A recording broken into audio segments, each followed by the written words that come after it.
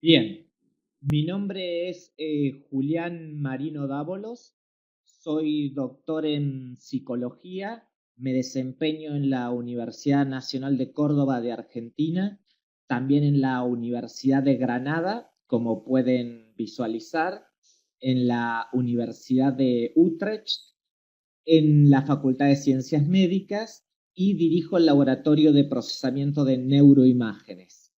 La exposición que vamos a ver a continuación trabaja sobre un tema relativamente innovador, que es la microestructura de la cognición. Esto significa utilizar resonancia magnética, un tipo de resonancia magnética, para aplicarlo a procesos cognitivos y afectivos. Por lo tanto, vamos a tener que utilizar conceptos que vienen de física de resonancia magnética hasta llegar a conceptos de psicología cognitiva, implicando procesos cognitivos y afectivos. Lo podemos metaforizar quizás como un viaje. Vamos a viajar desde secuencia de resonancia magnética hasta explicar o intentar explicar procesos cognitivos como la regulación de las emociones, el control de la atención, y veremos qué límites y qué validez tiene esto. Es importante destacar que este trabajo es un trabajo que se realiza entre distintos centros, tanto de Argentina, de Holanda, de España, y la colaboración permanente con Lucía Ledesma Torres del 20 de noviembre de México. Bien, ya ingresando en el tema, ustedes pueden ver que la gráfica indica simplemente, ustedes pueden ver aquí una travesía, y justamente esta travesía es partir desde la física hasta un concepto como regulación emocional, que es característico de la psicología. Imagínense que regulación emocional significa que uno puede controlar cognitivamente la aparición de emociones negativas o positivas. Y nosotros queremos ver qué aporte puede hacer un tipo de secuencia de resonancia magnética que es particular. Vamos entonces a ingresar ahora a la particularidad de esa secuencia de resonancia magnética. Para esto, les traigo como ejemplo este video muy simple donde se ven partículas, son moléculas de agua que están difundiendo en el parénquima cerebral. Ustedes lo que ven es movimientos, es decir, ven en rojo y en verde y que se difunden. Esto simplemente lo que les está mostrando es que en el parénquima cerebral hay moléculas de agua. Esas moléculas de agua se difunden de manera isotrópica, que significa de manera libre. Ahora yo, pasando a la siguiente, yo lo que quiero es, con el resonador magnético, capturar de qué manera puedo graficar esa difusión isotrópica. Entonces, muestro ahora cómo esas moléculas de agua que se difundían libremente, que tenemos en el parénquima cerebral, solo se difunden de esa manera libre, aleatoria, que ustedes pudieron ver, en una sola zona, que es el líquido cefalorraquídeo.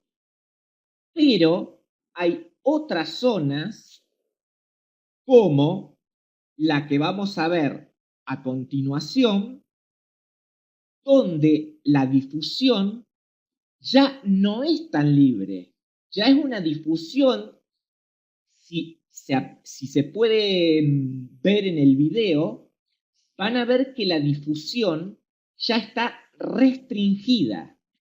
Esa restricción de la difusión de las moléculas de agua, que acá graficamos muy simplemente con unas pequeñas barras, por ejemplo, si yo trazaría aquí unas pequeñas líneas, lo que ustedes podrían ver son fibras que están dentro del cerebro y que pueden ser capturadas por el resonador magnético como difundiendo en una orientación específica.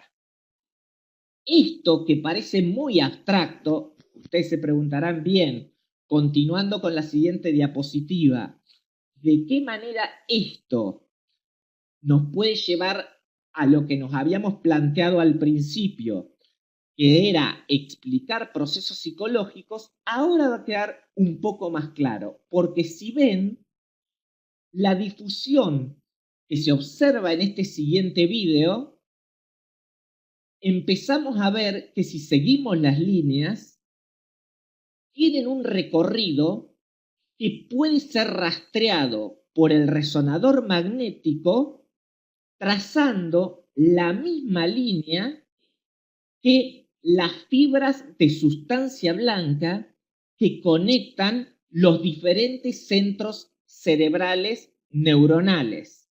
Lo vemos en el video, vamos a ver que esas moléculas de agua que se difundían de una manera tan aleatoria, tan libre, ahora con estas líneas blancas que le hemos trazado que simulan a las fibras que tienen el epineuro, el endoneuro, el perineuro, es decir, los axones, lo que están imitando es cómo la constricción de las barreras físicas que ofrece la sustancia blanca es también una restricción para las moléculas de agua.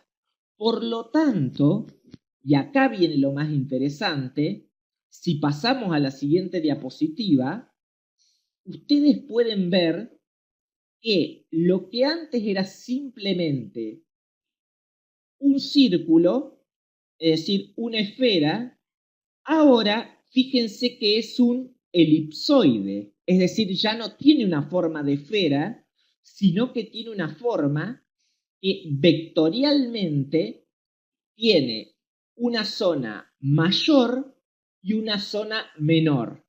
Lo que hice recién está colocado en este pequeño cubo que estuvo colocado en esa zona. Y estas eran las fibras que estábamos viendo. Esto se llama voxel. Voxel es una unidad de volumen cerebral. Entonces, resumiendo, utilizamos secuencias de resonancia magnética que capturan la difusión de las moléculas de agua observando las restricciones que ofrecen las barreras de las fibras para determinar el grado de conectividad que tienen y con ello, al conocer el grado de conectividad, se puede reconstruir la sustancia blanca cerebral en vivo. Es decir, si ustedes ven este cerebro que está aquí, esto puede haber sido diseccionado o puede haber sido tratado post-mortem, una persona que ha fallecido, y entonces podemos ir viendo cada una de sus partes. Pero si yo lo quiero ver en una persona viva que, por ejemplo, tiene esclerosis múltiple, yo necesito hacer esta reconstrucción que les mostré recién y conocer la conectividad, conocer si hay daños en estos axones, conocer si dentro de los microfilamentos se está transmitiendo toda la información, si hay daño en el epineuro, si hay daño en el perineuro, y para eso obtengo indicadores. Esto viene la pregunta que aparece aquí. fíjense que aquí aparece la pregunta, ¿de qué manera la difusión puede ayudar? Puede ayudar de esta manera, graficando el parénquima cerebral en fibras. Y esas fibras no solamente me las grafica, sino que me dice qué tanta información están transmitiendo. Pero no solamente me dice eso, sino que me dice de dónde, hacia dónde, es decir, qué orientación tiene la información, y también me permite calcular 4 índices que pueden parecer un poco complejos, pero simplemente se los voy a mencionar. La anisotropía fraccional, la difusión radial, la difusión axial y la difusión media. Esos 4 índices son indicadores de si lo que está dañado, alterado, son la capa axonal, la vaina de mielina, si hay organelos que están interrumpiendo la difusión del agua, o si bien es el epineuro el que no es lo suficientemente compacto para la transmisión por las fibras. Esta secuencia de resonancia magnética que estamos usando se llama secuencia por datos de difusión, en el sentido global. Pero dentro de la secuencia por datos de difusión en el sentido global, lo que trazamos para obtener estos elipsoides se llaman imágenes por tensores de difusión.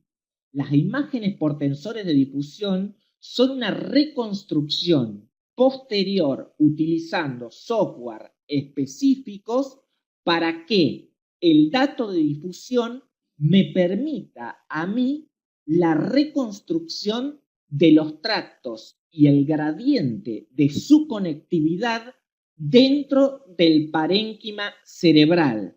Todo esto en conjunto se llama postprocesamiento de una imagen de datos de difusión y tiene una fuerte aplicación en neuropsicología. Ahora, lo que vamos a ver a continuación, lo siguiente es justamente ver que las fibras pueden seguir 3 direcciones. Ustedes ven acá fibras que están viajando, este es un corte axial, entonces están viajando en dirección anterior-posterior. Estas son fibras que están viajando de abajo hacia arriba. Estas son fibras que están viajando en el sentido de izquierda a derecha, y eso se codifica mediante un color específico. Cuando viajan de atrás hacia adelante, se grafican en color verde. Cuando viajan de abajo hacia arriba, se grafican en color azul. Cuando viajan de izquierda a derecha o de derecha a izquierda, se grafican en color rojo. Eso se llama Sistema Internacional de Codificación de Colores de Fibras y hay que respetarlo porque es sumamente útil para darse cuenta de qué tracto estamos hablando. Entonces, si recapitulamos, ¿se acuerdan que utilizamos datos de difusión, que es una secuencia de resonancia magnética, está magnetizada o sensibilizada a la difusión de las moléculas de agua, permite la reconstrucción de las fibras que sirven para la conectividad cerebral? Esa conectividad cerebral me arroja 4 índices. Esos índices están asociados a la mielina, a la vaina axonal, a la consistencia del epineuro, y mediante ello yo puedo determinar el estado de conectividad. Si vamos a la siguiente, podemos ver aquí, en este cerebro, fíjense que el resonador magnético lo que hizo fue dividir todo el espacio cerebral incluso acá está capturado zonas que no son parte del cerebro, en estas unidades cúbicas que se llaman voxeles. Pero, si recuerdan todo lo anterior, cada voxel va a tener que asumir una representación vectorial física que se llama elipsoide y acá lo pueden ver. Ustedes ven, esta representación es muy simple, pero ustedes lo que pueden ver es que hay un vector. Si ya pasamos a la siguiente, ustedes vieron que hay un vector que era más largo que los otros. Es decir, fíjense que este vector tiene mayor longitud que estos.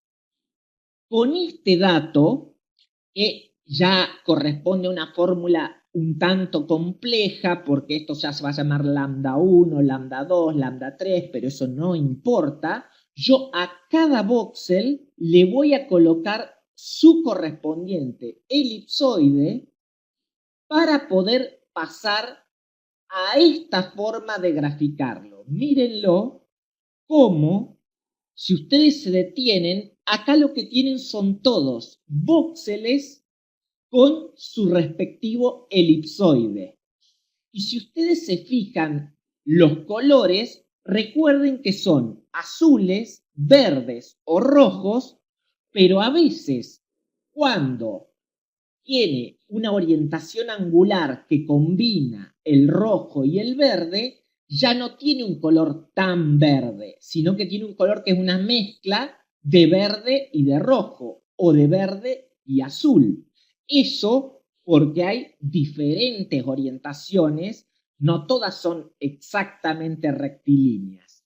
Acá les estoy mostrando una parte del parénquima cerebral y acá se las muestro cómo la vemos nosotros luego de haber hecho esta secuencia de resonancia magnética que se llama datos de difusión con imágenes por tensores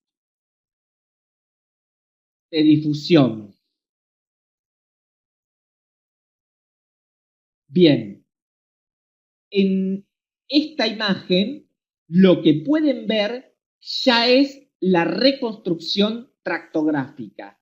Si en la imagen anterior habían visto algo un tanto aleatorio, ahora, siguiendo la orientación angular de cada uno de esos voxeles que están representados por un elipsoide, ustedes pueden ver que ya puedo empezar a reconstruir las fibras, que era lo que les decía al principio, que son esas vías de conectividad nerviosa que unen centros, como por ejemplo el lóbulo frontal con una parte del lóbulo occipital. Esta porción del cerebro en un corte axial, fíjense cómo por elipsoides yo hago este trazado, uso un algoritmo determinístico o probabilístico para la reconstrucción. Fíjense, parecen confites, parecen caramelos, pero con esto yo puedo hacer lo siguiente. Acá está el resultado de lo que nosotros obtenemos. Esto es una tractografía. Fíjense el forceps mayor, el forceps menor. Fíjense que yo aquí ya puedo ver, por ejemplo, la corona radiada, puedo ver parte del cuerpo calloso, puedo ver el fascículo uncinado, pero hay algo más interesante todavía. Yo puedo calcular estadísticos de esta zona, es decir, qué tan conectada estaba esta zona. La conectividad se mide de 0 a 1, siendo 1 una amplia conectividad y 0 una mínima conectividad. Y eso me va a servir mucho para patologías. Supongan, en una patología como la esquizofrenia, es muy común que este tipo de tractos, los que van de la parte frontal a la parte temporal, tengan baja anisotropía fraccional, baja conectividad. Esta reconstrucción tractográfica con estadísticos ha sido hecha con imágenes por tensores de difusión. Entonces, si ahora vemos este video, van a poder ver cómo con una adquisición axial yo puedo ir viendo el cerebro y lo puedo ir viendo con los colores, vayan viendo los colores que me identifican cada uno de los tractos. Entonces, ahí está el postprocesamiento en su primera parte. Quizás esto parezca ya un tanto complejo, pero en realidad esta es solo una primera parte, porque luego de eso viene la disección. Diseccionar es escoger qué tracto me interesa, cuál es el que realmente a mí me va a servir, porque me están informando de una posible patología. Supónganse, hay una persona que tiene dificultades para hablar. Entonces, consideramos que este fascículo, que es el fascículo arqueado, podría estar dañado. Entonces, yo hago una disección del fascículo arqueado con un software sumamente específico. Esto ya requiere una formación muy específica y puedo informar cuál es la conectividad. Esto no solo se aplica en patologías, sino que se aplica también para el estudio de procesos. Y si además lo uno con morfometría basada en voxels, que es lo que están viendo acá, que ya no es sustancia blanca, sino que es la sustancia gris, es decir, solamente tomando la sustancia gris, yo puedo unir las imágenes anteriores con las imágenes de la sustancia gris y trazar mapas de conectividad entre centros neuronales, espacios neuronales de sustancia gris, con la respectiva conectividad de la fibra que los une. Todo esto nos permite que podamos relacionar las zonas. Fíjense que tenemos la corteza prefrontal, producción de palabras, la corteza motora, comprensión de palabras, y ya tenemos la zona de sustancia gris medida por intensidad neuronal con la conectividad por la fibra nerviosa. Y ahí hacemos mapas de conectomas y ya entramos en capacidades cognitivas. Y recuerden que lo que hacíamos, el objetivo era justamente hacer un viaje desde la resonancia magnética a los procesos cognitivos. Este viaje es complejo, implica serie de procesos, implica, como ven acá, el conocimiento de varias capacidades, conocimientos de resonancia magnética, pero consideramos que la microestructura de la cognición es quizá el futuro de la neuropsicología o buena parte de ese futuro. Como pueden ver aquí, un experimento de atención lo podemos relacionar con las redes que les mencioné recién y lo graficamos de esta forma. Este es el gráfico que nos queda, zonas de sustancia gris y zonas de conectividad. Bueno, este es simplemente lo que hemos escrito con Lucía, con Alexander Liman de Holanda, Gustavo Foa Torres de Francia, yo de Argentina, microestructura de la cognición. Y bueno, les quiero agradecer muchísimo su atención y sobre todo a México, porque mi papá estudió medicina en México, en la Autónoma, y pasé desde los 3 meses de mi vida hasta mi temprana niñez en vuestro país.